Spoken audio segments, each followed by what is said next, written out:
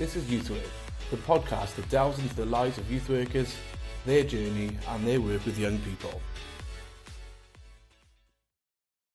Brilliant. Well, welcome everybody. Everyone okay? Thank you. Yes, thank Good, you. yeah. Lovely to be here. Lovely stuff. Well, welcome to This is YouthWork, the podcast that delves into the lives of youth workers, their journeys with young people. And we thought it'd be a golden opportunity to have our board members, plus the chair of the board, to discuss some of the successes and maybe future direction in terms of youth work in Wales. And thrilled to be joined by all three of you. Everyone knows who I am, but I'm Daryl. I'm the Workforce Development Officer for the Youth Work sector in Wales, which coincidentally wouldn't have been possible if it weren't for this board. So, thank you for everyone on this board for giving me this opportunity, and I hope I'm sort of doing what you expected to have done. But if we can go around in turn maybe, and then we'll introduce ourselves, and then we'll get into the nitty gritty. So if we start with you, Shah, if that's okay. Yes. Hello. I'm Shaheen Alam, or everybody knows me as Shah, and I've been a board member. I don't know how many years has it been now. Has it been 2 years, 3 years, 3 years? It's all blurred. Yeah. So a member of the Youth Work Strategy Implementation Board.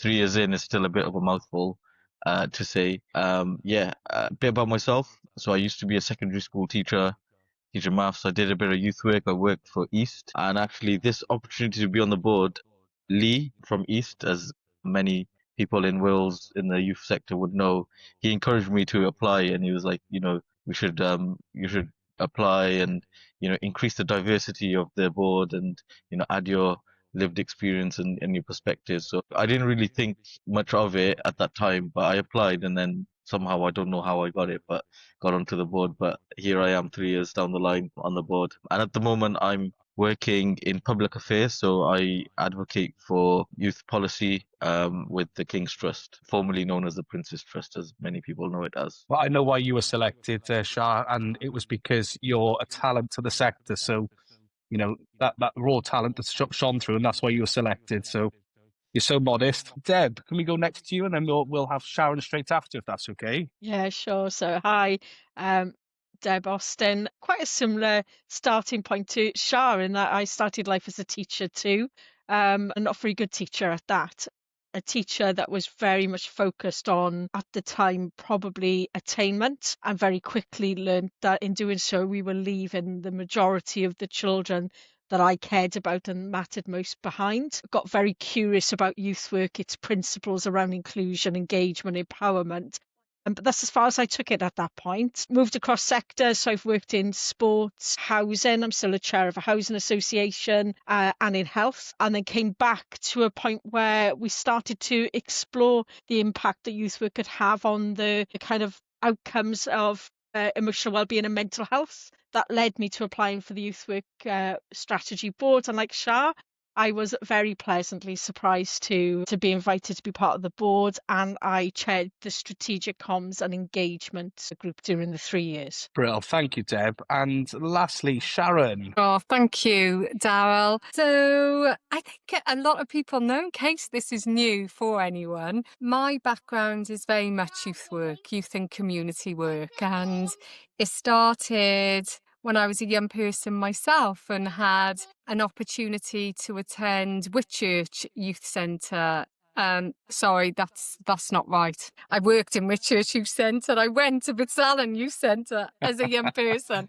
I went to Bitsallen High School, and I wasn't very good in school academically, but I loved the youth centre. That was part of the school. It was in the school grounds, and I felt very accepted for who I was, and it was one of the only safe spaces that I found myself. And it was really from being in the youth centre that gave me so many other opportunities. And I became very actively involved in a youth organisation called YouthLink Wales, which was looking at the time of peer-led prevention of drugs, alcohol, HIV and AIDS. And it was through that experience I became chair of YouthLink Wales as a young person, age 15. And the chair of the trustee board was somebody called Dr. Howard Williamson that I think we're all very familiar with. And it was through youth work as a young person that gave me the opportunity then to train as a qualified youth worker in Glyndŵr University, and then later did my degree in Birmingham University. So had the unique opportunity of working in the voluntary and the statutory sector. I was CEO of Cardiff Youth Service for many years, but for the last 25 years, I've worked in the field of advocacy and children's rights for children and young people in the care system. And my day job is the CEO of NIAS Cymru, National Youth Advocacy Service. And I have to say, Daryl, we couldn't have done this as a board without our other members. I know you have 3 here on the podcast, but I do want to pay a huge amount of respects to Dr. Simon Stewart, David Williams, Mark O'Gill-Savances, Lowry Jones, Sean Joe Sims, who have made a huge difference in being members of the board as well. Well, thank you. And they've done an amazing job as well, especially running their separate IPGs and being other members of other strategic groups as well. So they've done an amazing job, and so have you all. So I think on behalf of the sector, just a massive, massive thank you for all your efforts. And I feel as if this is still the start of the journey, I would say, but there will be many people probably listening to this podcast, maybe new to the sector, or they might be volunteering for some time and made that leap into becoming a practitioner. Can someone give us a flavour in terms of what the Strategy Implementation Board is? What is its primary function, and how does it sit with Welsh Government in terms of its relationship? Who's best to answer that? Go on, Chair. Okay. Over to the chair. I'll do my best. I think Youth Work Strategy Implementation Board, I think I have to take us a little bit back in time, if I may, Daryl, to talk about the interim Youth Work Board for Wales. And before that, the inquiry into youth work in Wales. And at the time, it was Lynn Neagle who chaired the Children and Young People's Education Committee. And she undertook an inquiry into youth work, and that showed how youth work was such a huge decline. There'd been a huge decline in youth work provision, both in the statutory sector and the voluntary sector. At the time of the inquiry, there had been 129 full-time positions cut in the statutory sector. So that youth club I mentioned that I went to as a young person was gone. So were all the other youth centres situated in the schools, as an example, gone. And then all those jobs were cut. And Quibus, the Council for Wales of Voluntary Youth Sector Services, said a quarter of their members were fearful that they would be in existence in the next 12 months. So it was on the back of this concern that the chair of the Children and Young People's Education Committee had, which recommended an interim youth work board be established to look at how do we save youth work in Wales. It was as simple as that. And how do we sustain the sector? A public appointment board was developed, the Interim Youth Work Board, chaired by Keith Towler, who many people know was the former Children's Commissioner for Wales. Legend, titan of a guy. Absolutely.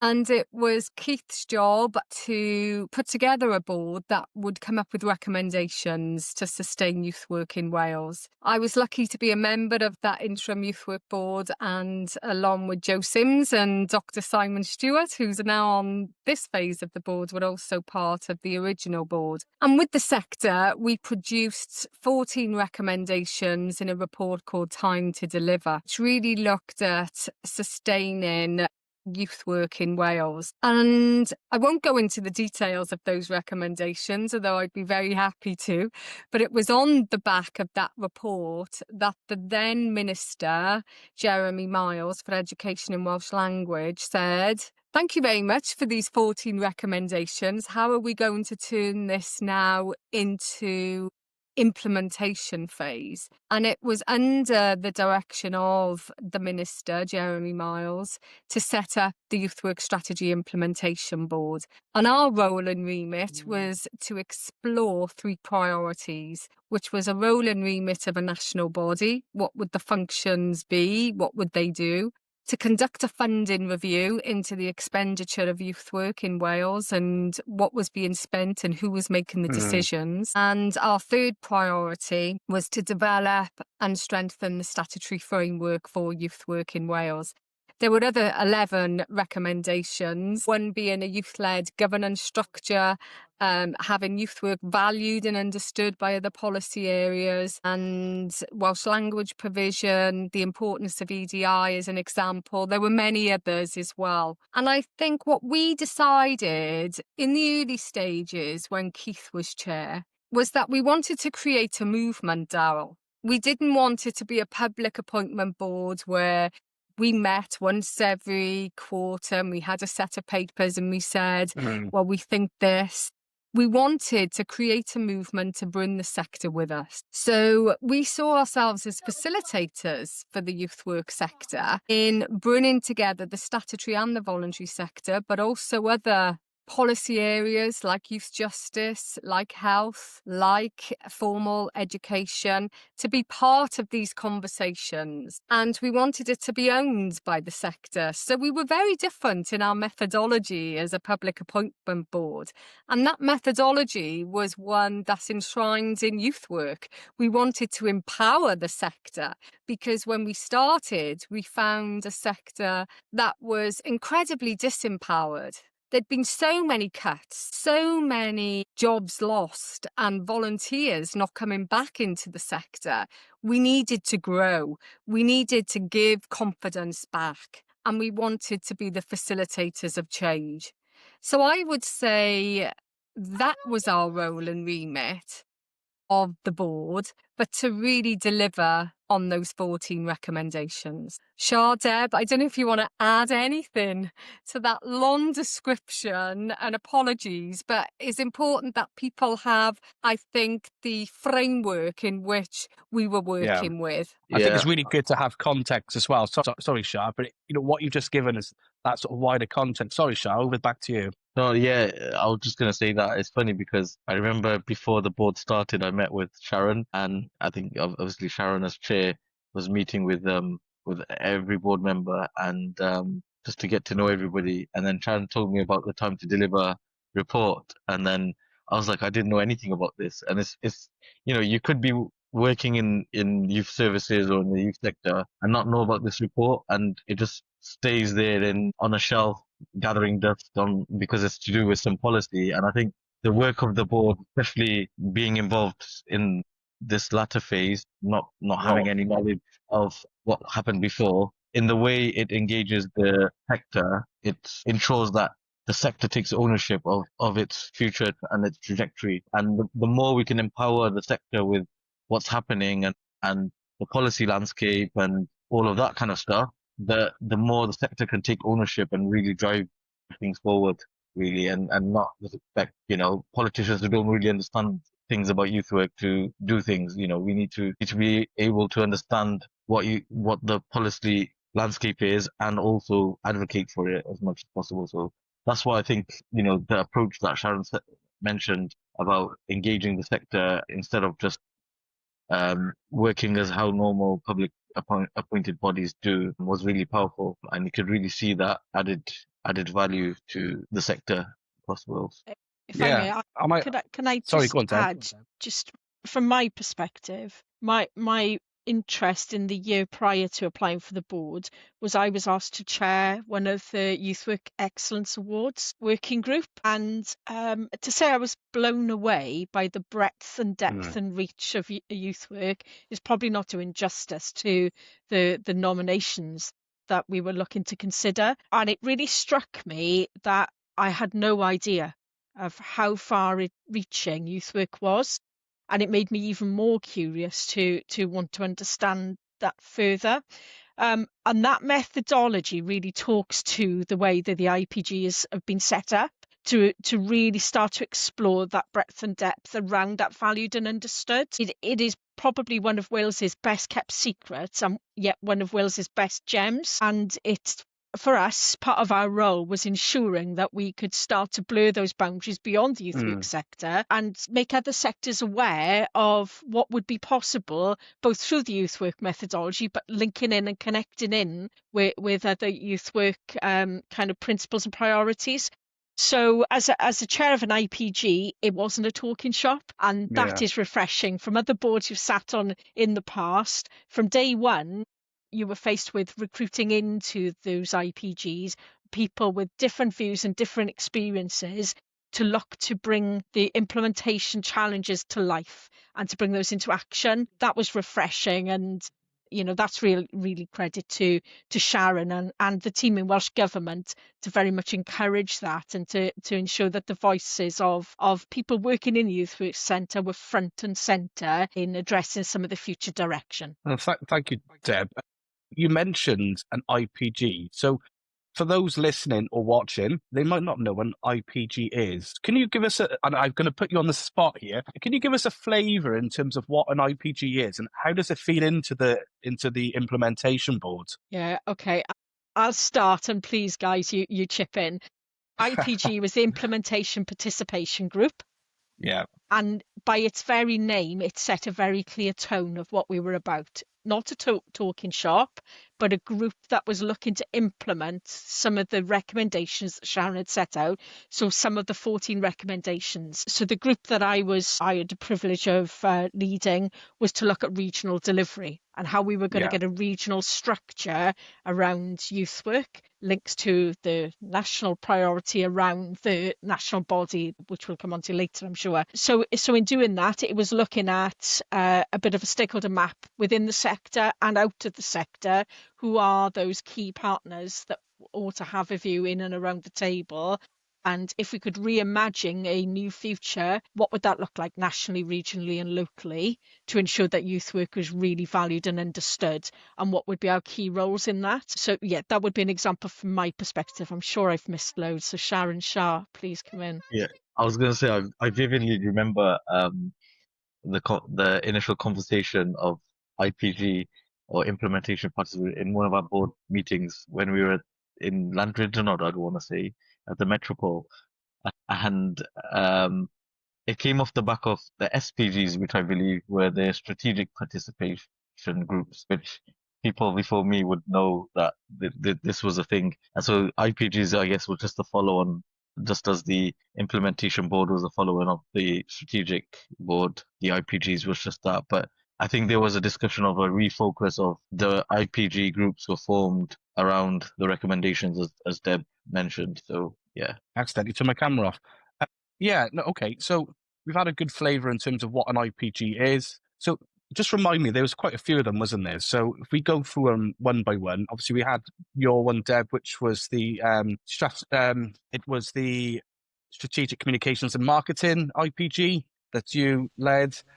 We've also got the Workforce Development IPG, which Joe Sims leads on. You've also got the Welsh Language IPG, which is chaired by Lowry. You've also got Young People Are Thriving, which was previously chaired by Kelly Harris, I believe, and then latterly David Williams. And then there's another one, the Digital IPG, which is obviously Marco Gil Cervantes, all of which have had huge successes.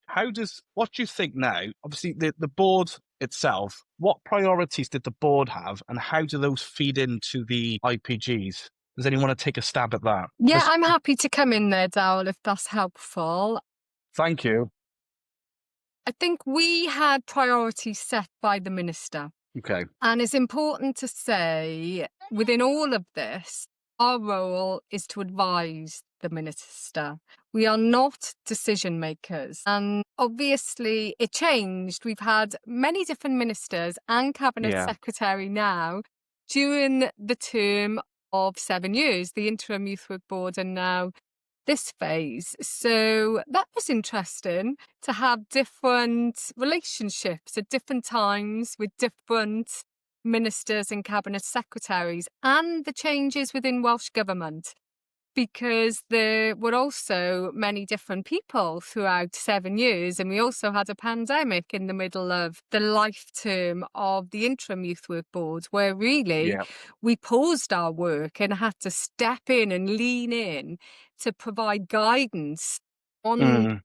the lockdown and what youth work could be done during that time. And that really showed me there was a void actually for leadership and governance, because the board actually became it with the Welsh Government and the Minister. But nevertheless, our brief was always to advise and to assist and to challenge constructively. And so that was really important for us to be clear with the sector on, because often there's that tension, because people do see you as leaders, people do see you as decision makers, and of course you have a view, and sometimes even the board have different views. Of course, yeah. However, what we advise the Cabinet Secretary or ministers on is advice. It's not then going to make that happen necessarily in reality. But we were given 3 priorities as a board at the beginning, and they were to look at the role and remit of a national body. They were to facilitate a funding review on behalf of the sector, and it was to develop a statutory framework that strengthened the current legislation. So they were our 3 priorities that were set for us by the minister at the time the board was established. The other 11 recommendations that we've touched on were areas of work we felt were really important to sustain youth work in Wales, and those IPGs were helping to develop those ideas. For instance, Darrell, I know you've been heavily involved, obviously, in the workforce development IPG, and we seconded your position to be able to develop with the sector a workforce development plan, which I have to say, I believe is one of the successes of the board's term. You've been remarkable in terms of bringing the sector together, doing a skills audit, so we know the skills that we have in our sector, from the voluntary sector and from the statutory sector. And so our work was really the IPGs to form ideas and concept, but also come up with plans to support the sector. I've been incredibly impressed with the Young People Are Thriving IPG as another example, where Dave Williams, you mentioned Kelly Harris before, who was also fantastic in establishing with young people what they wanted to see their youth work offer, how they wanted that to be designed with them, for them, in their local communities, but regionally and nationally as well. We had residential experiences for young people all across Wales that the Earth facilitated on our behalf. We engaged with children in Wales who did engagement events with young people. I've had the honour to go to many youth centres and talk and connect with young people myself. And the work of that IPG is now they've got a fantastic plan that's been co-produced by and with young people that I would like now to share and hand over to the next phase. So that is totally taken into account when the setting up of a national body is achieved. So I think the IPGs have been remarkable. I've given 2 examples, workforce development and Young People Are Thriving, and Deb's given examples. And alongside that, we had task groups. And Shah was fundamental in one of those groups looking at EDI and why that's so important in relation to youth work. We also had a task group looking at the legislation. So we've had task groups as well. We had one for the funding review that always worked alongside the IPGs and the board. And it was those task groups and the IPGs that fed into the board's view and thinking further of advice to the Cabinet Secretary. I keep pressing the wrong button. So a lot of work is, undergone really, and you've all done a remarkable job of doing that. Do you think, in terms of its successes and future direction, And the time to deliver reports, we always refer back to, which again, for listeners listening, I'll put that into the show notes in case you haven't seen this before, but it's a document heavily used across the sector. I know a lot of the institutions that deliver youth work qualifications and the level threes often refer to the time to deliver reports as a policy context in terms of how youth work is delivered. I want to go back to one of the things you said about the guidance that you as a board done during COVID. I was a practicing deputy manager at the time, and it came at a really good time. And I think one of the things that I know I speak to many practitioners across Wales, I think the biggest thing that people want is to feel the change, isn't it? And I feel as if, and correct me if I'm wrong, that the board has provided that sort of glimmer of hope. And I think we were in this sort of grey period for such a long time where I think we knew that there was a desire for a central body, but we were waiting for a decision. And now a decision's been made. I feel as if there is that hope has sort of been rejuvenated, and I'm really looking forward to how that works, really. And I think many people are really excited by the prospect, I suppose. So I, for one, am really looking forward to that. I suppose a question for everyone here is, we don't really know in terms of strategic direction what's going to happen next. But has the board got an expectation in terms of what should happen next, in terms of achieving the 3 key objectives set by the Cabinet Secretary, what happens next? I know we've made significant progress so far, but when we look at all 3 items, there's still some bits of work to do. So I don't know if anyone wants to take a stab in terms of what should happen next. I know we don't know what is going to happen next, but what should happen next, do we think? Probably down to you, Sharon. Go on, Chair. Happy to start, but please do come in, Deb and Shah. I think you're right, Darryl. There's still work in progress. I'm somebody that likes things in a nice, neat box with a nice bow, and then you hand it over to somebody and say, there we go. That hasn't happened, and life isn't like that often, is it? So it is a challenge when one phase is coming to an end and then you have to hand over. And that's right, it's proper. But because some of these areas are quite complex, it's an ongoing conversation. And if I look at the 3 priorities in particular, if we look at the funding review, what that showed us and gave us was the evidence of what was being spent on youth work and where.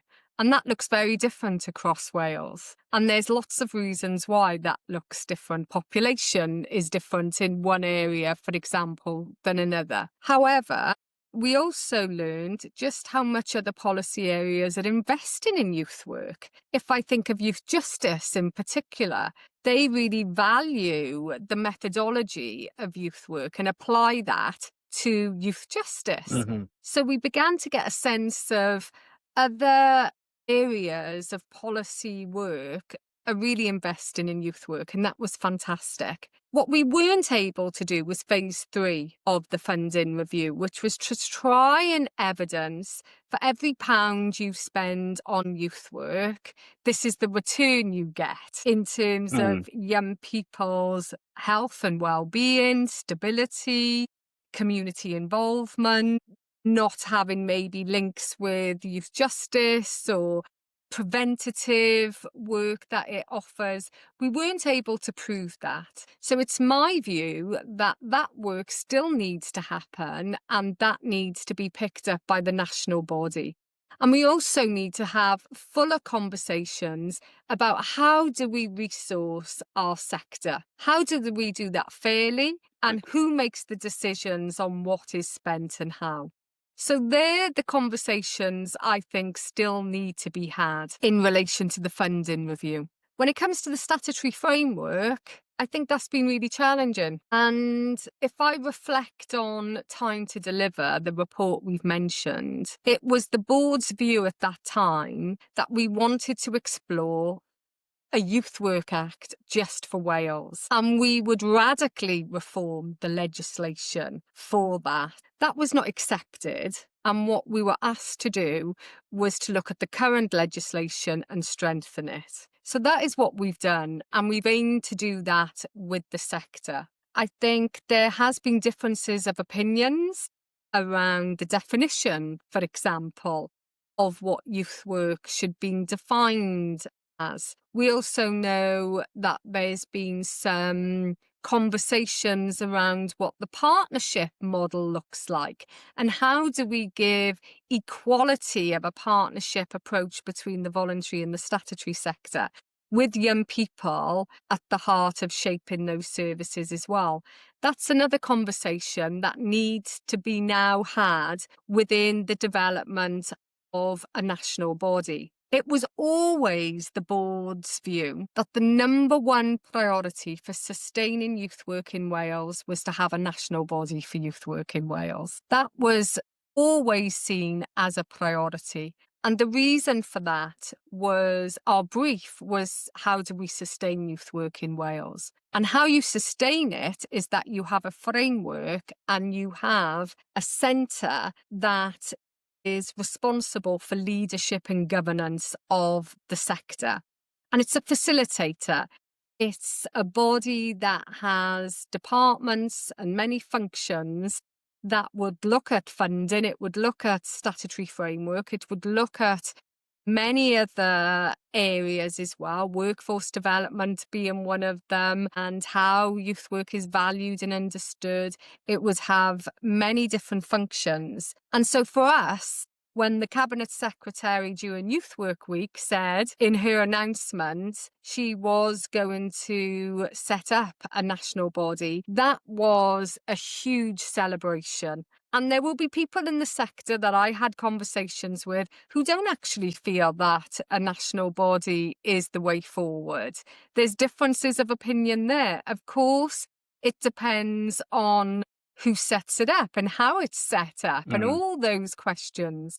However, the fundamental principle of a body being established is a huge success for the sector, and one that we believe will sustain youth work for future generations. Deb, do you want to come in there? Yeah, I totally agree with you, Sharon, which probably isn't a surprise after 3 years of being in and around the same board. The bit that really struck me from the role I was asked to do around the IPG and looking at a regional delivery network or structure was that felt premature without that national structure being clear in the first place. What we have is a great delivery structure at a local level, youth clubs day in, day out, delivering a great service for local communities and local population. And we had this national approach and then a great big void in between. But even the national approach, you've got the statutory and you've got the voluntary sector.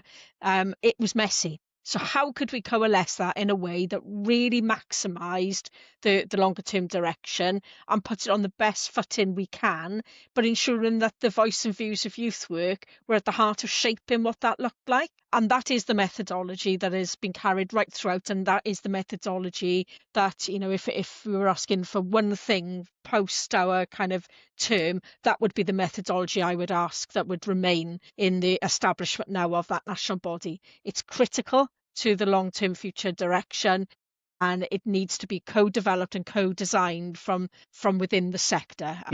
And that would be the biggest ask for me as our last day as board members. Yes. And I think that's also goes hand in glove with the youth work methodology, isn't it? You know, that we co-produce everything that we do with young people as practitioners. So it seems only fitting that we do the same when we're developing strategy. I've got a question for you, Shah, if that's okay. Just in relation to raising the profile of youth work, you led a task and finish group, and I'd say a really successful task and finish group, especially looking at some case studies relating to EDI. How do we maintain that momentum? Because I feel as if, although we've done a task and finish group, what needs to happen next to keep the momentum of raising youth work as you know, raising the profile of youth work, and also, you know, for EDI as well? I think one of the things we don't want to do is to drop the ball on this. I think we've got to keep pedaling the bike. Yeah, Daryl. Thanks for raising this. This kind of came towards the end of the term of the board. We recently concluded our work on raising the profile of youth work, and the task and finish group that I led was kind of looking at it from an EDI angle. However, you know, youth work is just obviously much more than EDI. That's a big element, but EDI is also part of it. And I think, as already been raised and discussed, one of the ways it continues is, through a national body, that will continue to amplify Yeah. those positive case studies and promote best practice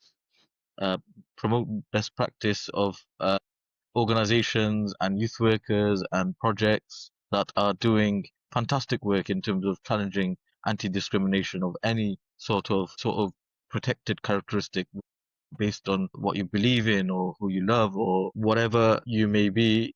We want young people to feel valued and safe in growing up in Wales, and youth organizations and projects are doing a fantastic job in challenging the anti-discriminatory behaviors, and that's something that wider society can learn from. And so the body would be a good vehicle for championing that. But there's other opportunities that can happen. So currently, from the work of the Task and Finish group, we're going to put some of those case studies that we looked at on the Progression Hub, on the hub where youth workers and educators can access. But there's also opportunities to raise a profile at Youth Work Excellence Awards or Youth Work conferences.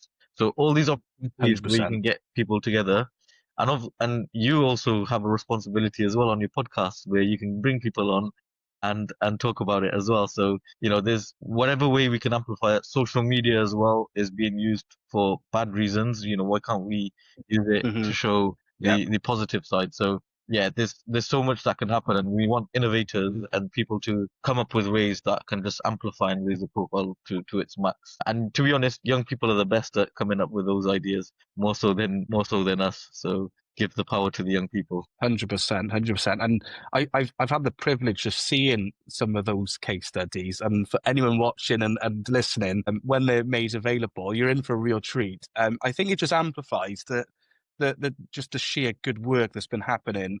I think that the great work of the Task and Finish group in sort of amplifying the voices of marginalised groups of young people and practitioners across Wales is phenomenal, and I hope we carry this on. And like Shah said, we have all got an obligation and a duty to continue that. So thank you, Shah, for that. And I have got another question for you, and I'm also going to ask everybody else this, so be prepared. But because I asked you the last question, I'm going to ask you again. So obviously, we're going to enter a new phase. I think it's fair to say, isn't it? You've all worked incredibly hard, and we've been very lucky to have you all. And selfishly, I want you all to stay, but I appreciate you all maybe got things to do. So my first question to you all is, are you sticking around? How are you going to help us with the next phase? And I appreciate roles might change, but are you sticking around? Are you going to be able to help us? What's your future role looking like? If I start with you, Shah, and then I'll move across the board, if that's okay. By sticking around, I mean, I'm here already. My day job is to advocate for young people, and whether it's in the privileged position of being a board member or not, I will always be a champion for young people. I think it's exciting times. With the work that's already happened, myself and the rest of the board members have done such a fantastic job in getting us here in Wales to the point we're at for youth work. And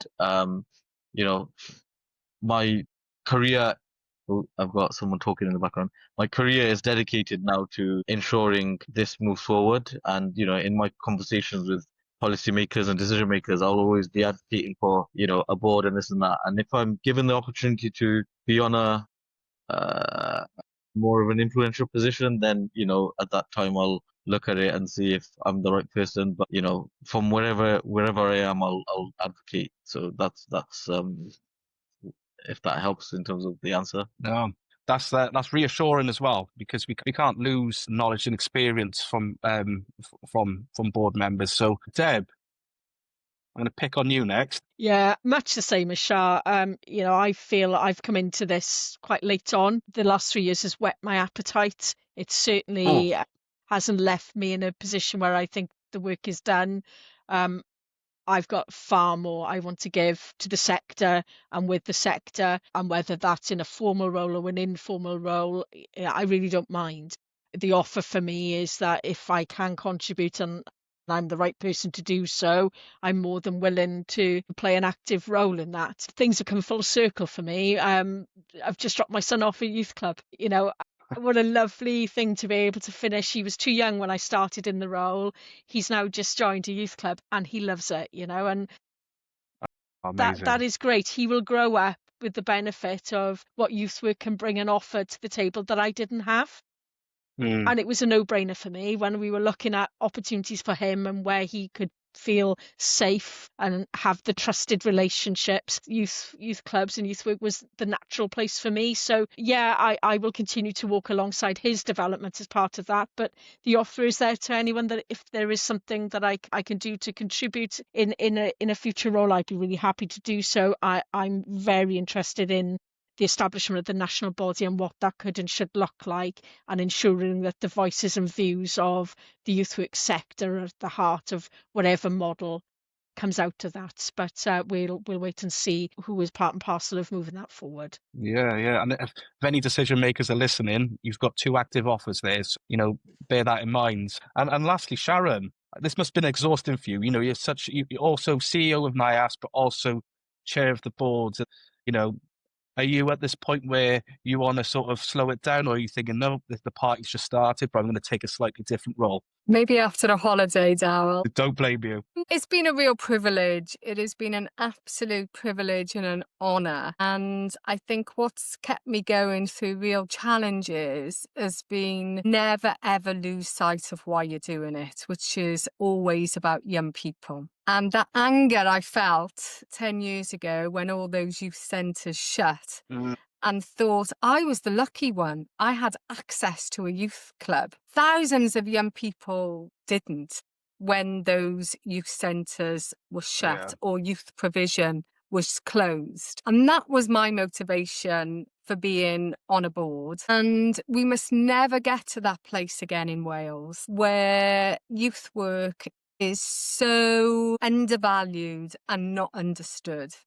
And once you're a youth worker, you're always a youth worker. It's in my veins now. And for sure, I will be really taking an interest on what next. I'll always be here to offer any support to anyone. I think it's right now that we hand it back to the sector, actually. And this is a real opportunity now for the sector through the delivery board to set up a national body. That's incredibly empowering that we're handing this over and saying to the sector, design your body with and for young people. Because we know youth work enables young people to thrive, but we also know that youth work saves lives. And so it has to be embedded in our communities and within our country to ensure that young people have what they deserve. No, thank you. Thank you, Sharon. And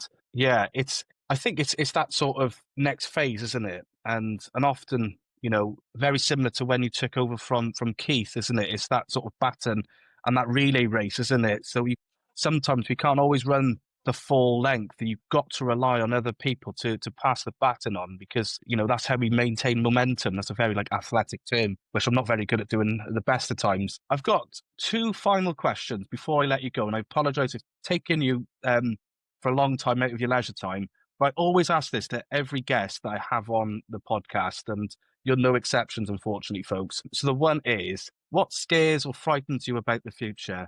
The next one then is a good ender. What excites you about the future? And that can be about you as a person. It could be about the board. It can be about anything. So the person I'm going to go to first, I don't know. This one's, I'm going to go to Deb first, if that's okay, because you're smiling. So it makes me feel as if that you've got an answer already. No, I was smiling and trying to avoid eye contact in equal measure. So it's like school, isn't it? When the teacher asks a question and everyone does this, don't look, they're going to pick on me. And I just did that. It was usually the naughty one at the back, Darryl, it has to be said. Yeah, there was no escaping. Okay, so what scares me would be that youth work now loses momentum. I think we are going into a Senedd reform that is in itself may or may not result in political change.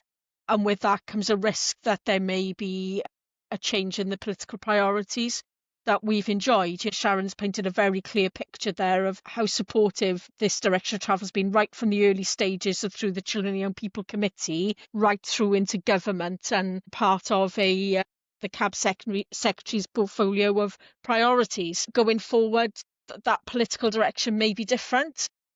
And if so, it's making sure that youth work and its value is not lost in any political changes we may see coming over the horizon.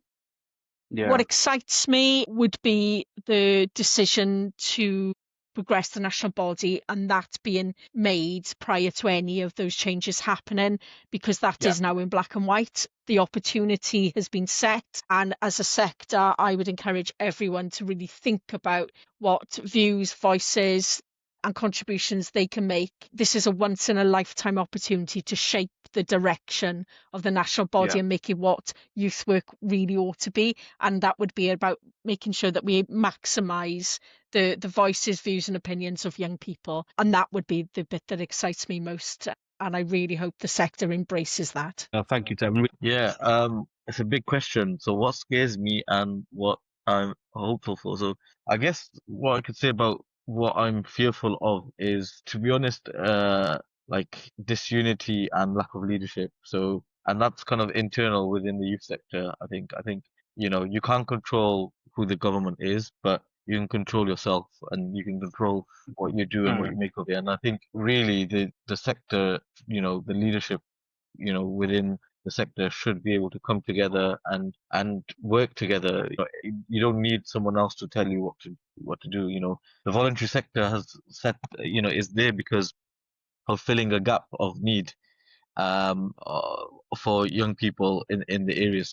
What I'm kind of fearful is if people lose their way and don't work together and don't collaborate together. And I think that's, no matter how good a government can be, if that's not there, then we're failing our young people. Yeah. That's not there. And then what I'm hopeful for is actually, contrary to most people, after May 2026, I think we can get a government in place which will have a renewed mandate to really invest in youth work and services, and it's an opportunity to have a fresh way forward. And I'm hopeful for that. Actually, I'm quite excited to see the new phase of like the national body looking at being set up and us moving forward in a direction like how Scotland have, where they've had a body and they're doing quite a lot of good stuff with youth entitlements and things like that. So I think history has shown that in Wales we've done a lot of great work in terms of youth work. It's still not the finished product, and we know there's a lot more that can be done. But because of that work that's been carried out, I don't see that being lost overnight. So we just need a government that can appreciate that and build on that, really. So that's what I'm hopeful for. That's a really good positive spin there, Shah. So yeah, thank you very much for that. And lastly, Sharon. I would agree with everything Deb and Shah have provided in terms of their statements, so I don't want to duplicate what they've said, but I totally agree with them. I think I'm scared. I don't know if scared's the right word, but the next phase will be about delivery. Yeah. And it's about relationships. Everything always comes down to relationships. And youth workers are great philosophers. We can talk and talk some more. But this is about doing. This is about establishing a national body and what that role and remit is. And I think some of the tensions are around resources, because often people don't agree when there's not enough resources in the world or in a particular policy area.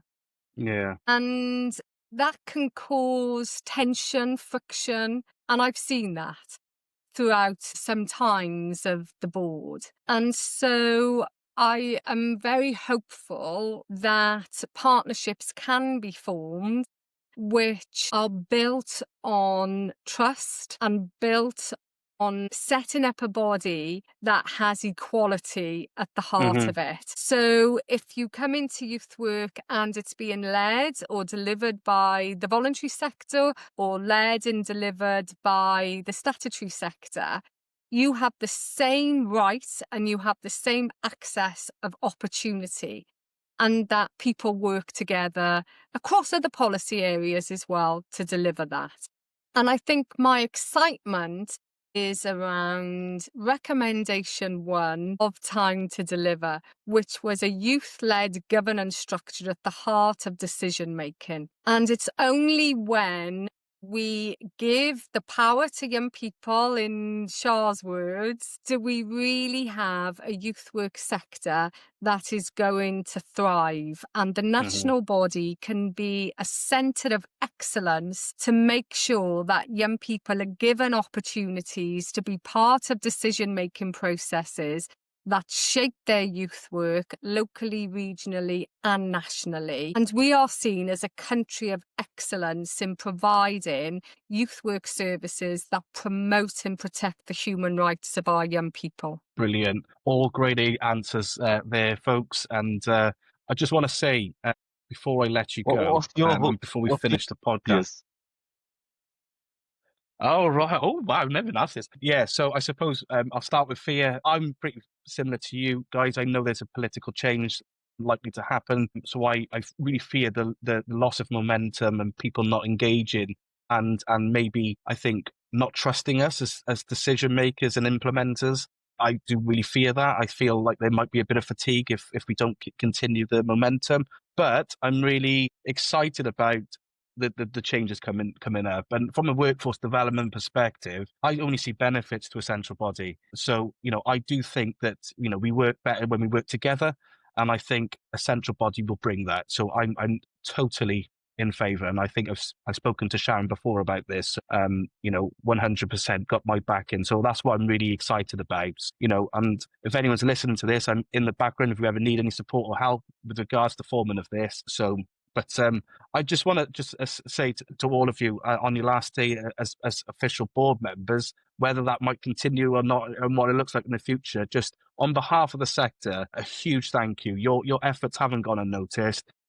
You're almost seen like youth work celebrities now, and you're absolutely entitled to remain those titles because you've earned them. Wear them as a badge of pride. Thank you personally from me. All individually have supported me in some way, shape, or form. Thank you so much. And I'm really looking forward to what happens next. You guys should be totally proud of what's happening. So thank you. And for those listening, if you want to say your thanks in the comments box, you're more than welcome to. But thank you all for listening or watching. This is Youth Work, and we'll see you again next time. Thank you.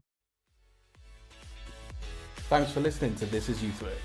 Don't forget to follow and subscribe to receive notifications on future episodes. If you like what you're hearing, don't forget to press the like button.